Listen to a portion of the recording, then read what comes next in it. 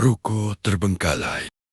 Kisah horor tentang tempat penipuan yang tidak pernah benar-benar tutup. Halo semuanya, malam ini saya akan menceritakan sebuah kisah yang konon terjadi di sebuah kota kecil di pulau Jawa. Kisah ini bukan hanya tentang bangunan kosong yang angker, bukan juga sekadar cerita tentang penipuan. Karena menurut orang yang pernah melihatnya secara langsung, ada sesuatu yang jauh lebih gelap bersembunyi di dalam ruko tua itu. Dan sampai sekarang, tidak ada yang tahu apakah para pelaku yang pernah bekerja di sana masih hidup atau justru sudah lama menjadi bagian dari bangunan itu. Semua bermula sekitar tahun ke-2018. Di sebuah jalan raya yang dulu ramai, berdiri deretan ruko tua yang sebagian besar sudah ditinggalkan pemiliknya. Dari belasan ruko yang ada, satu bangunan paling ujung selalu menjadi pembicaraan warga. Bangunannya berlantai 3, cat temboknya menghitam karena lumut. Sebagian kaca jendelanya pecah. Pintu rolling door di lantai bawah berkarat dan tidak pernah dibuka. Di atas pintu masih tergantung papan nama yang huruf-hurufnya sudah hampir hilang dimakan waktu. Menurut warga sekitar, ruko itu kosong selama lebih dari 10 tahun. Tidak ada yang berani menyewa. Tidak ada yang berani membeli. Beberapa orang yang pernah mencoba merenovasi bangunan itu selalu mengalami kejadian aneh. Ada tukang bangunan yang mengaku mendengar suara orang berjalan di lantai 3 padahal bangunan sedang kosong. Ada yang melihat bayangan hitam berdiri di ujung tangga. Bahkan seorang mandor pernah jatuh sakit selama berminggu-minggu setelah mengaku melihat seseorang berdiri di balik jendela lantai atas. Padahal saat diperiksa tidak ada sona. Karena itu warga mulai percaya bahwa ruko itu memang berhantu. Dan selama bertahun-tahun tidak ada yang berani mendekat. Sampai suatu malam, Lampu di lantai 2 tiba-tiba menyala. Awalnya warga mengira ada pemilik baru. Namun, ada sesuatu yang aneh. Aktivitas di dalam ruko hanya terjadi setelah pukul 8 malam, saat toko-toko lain tutup. Saat jalanan mulai sepi, mobil-mobil berwarna hitam datang satu persatu. Orang-orang turun dengan cepat. Mereka masuk melalui pintu samping. Dan sebelum matahari terbit, mereka semua sudah menghilang. Tidak ada yang pernah melihat mereka pada siang hari. Tidak pernah. Di dekat lokasi itu, tinggal seorang pemuda bernama Arga. Usianya 26 tahun, bekerja sebagai kurir ekspedisi. Karena pekerjaannya sering selesai larut malam, Arga menjadi salah satu orang yang paling sering melihat aktivitas misterius di ruko tersebut. Suatu malam saat berhenti membeli kopi di warung dekat lokasi, ia bertanya kepada pemilik warung, "Pak, itu ruko sekarang jadi kantor ya?" Pemilik warung langsung terdiam. Wajahnya berubah pucat. Lalu menjawab pelan, "Kalau bisa, jangan tanya-tanya soal tempat itu." Arga tertawa. Ia mengira bapak itu hanya bercanda. Namun si bapak melanjutkan, 3 bulan lalu, ada wartawan datang ke sini. Katanya mau meliput aktivitas malam di sana. Lalu, kenapa dia hilang? Arga terdiam. Pemilik warung menatap ke arah ruko. Lalu sebulan kemudian, ada 2 orang yang mencoba masuk diam-diam. Mereka juga hilang. Suasana mendadak terasa dingin. Padahal malam itu tidak sedang hujan. Rasa penasaran Arga justru semakin besar. Beberapa hari kemudian ia memutuskan mengamati bangunan itu dari kejauhan. Dari balik semek-semek di seberang jalan. Dan untuk pertama kalinya, ia melihat bagian dalam ruko. Ada puluhan meja, puluhan komputer, puluhan orang mengenakan headset. Mereka duduk berjajar seperti karyawan kantor. Namun suasananya terasa aneh, terlalu sunyi. Tidak ada suara obrolan, tidak ada suara tawa. Yang terdengar hanya suara ketikan keyboard.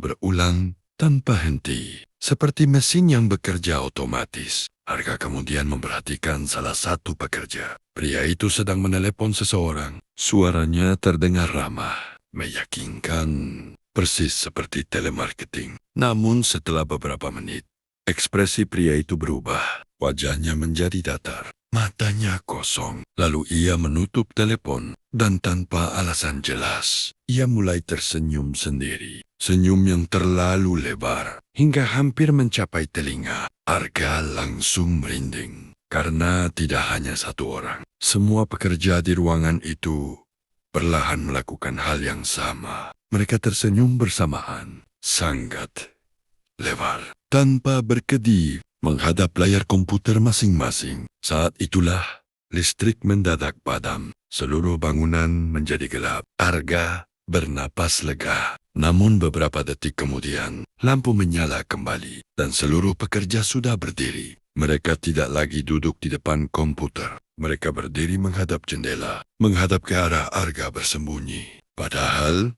jaraknya hampir 50 meter. Mustahil mereka bisa melihatnya. Namun satu persatu kepala mereka mulai miring, seperti sedang memperhatikan sesuatu atau seseorang. Jantung Arga berdegup sangat kencang. Ia langsung lari meninggalkan tempat itu. Saat berlari, ia mendengar suara yang tidak akan pernah ia lupakan. Puluhan suara telepon berdering bersamaan.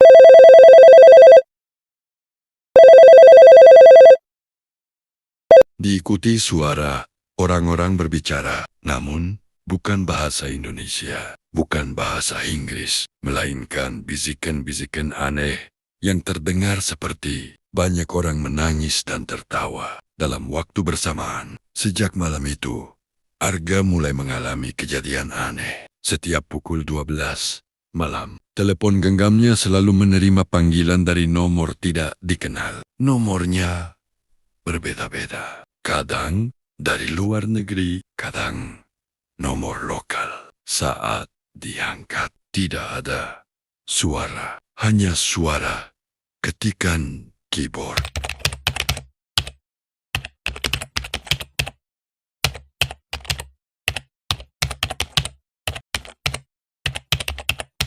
Persis seperti suara dari dalam ruko. Gangguan itu berlangsung selama berminggu-minggu. Sampai suatu malam, Arga memberanikan diri menjawab panggilan tersebut lebih lama. Awalnya hanya suara ketikan. Lalu terdengar suara seorang wanita berbisik. "Kenapa kamu melihat kami?" Arga langsung membeku. Beberapa detik kemudian suara itu kembali terdengar. "Kamu sudah masuk dalam daftar." Sambungan terputus. Keesokan harinya, Arga mendapati sesuatu yang mengerikan. Di depan rumahnya terdapat sebuah amplop coklat. Tidak ada nama pengirim, tidak ada alamat. Saat dibuka, di dalamnya terdapat foto dirinya. Foto saat ia mengintip ruko malam itu. Di bagian belakang, foto terdapat tulisan tangan berwarna merah. Target AKT IEV.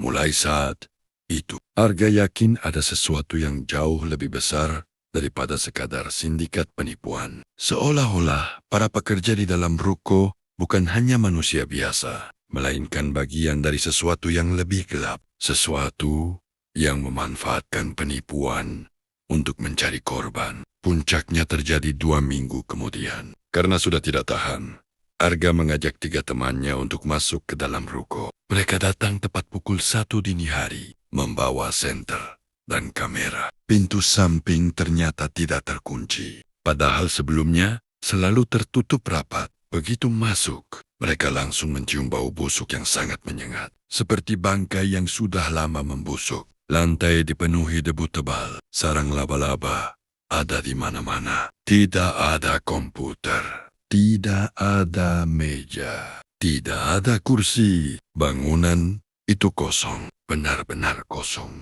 Namun anehnya, mereka masih mendengar suara aktivitas kantor, suara telepon, suara ketikan. Suara orang berbicara, padahal tidak ada siapa-siapa. Suara itu berasal dari lantai 3. Mereka naik perlahan. Tangga kayu tua berderit setiap kali diinjak. Semakin tinggi mereka naik, semakin jelas suara-suara tersebut. Sampai akhirnya, mereka tiba di lantai 3. Di sana hanya ada satu ruangan besar. Pintunya terbuka sedikit, dan dari celah pintu terlihat cahaya monitor komputer berwarna kebiruan. Padahal, listrik bangunan sudah lama diputus. Saat Arga mengintip ke dalam, tubuhnya langsung kaku. Ruangan itu penuh orang. Puluhan,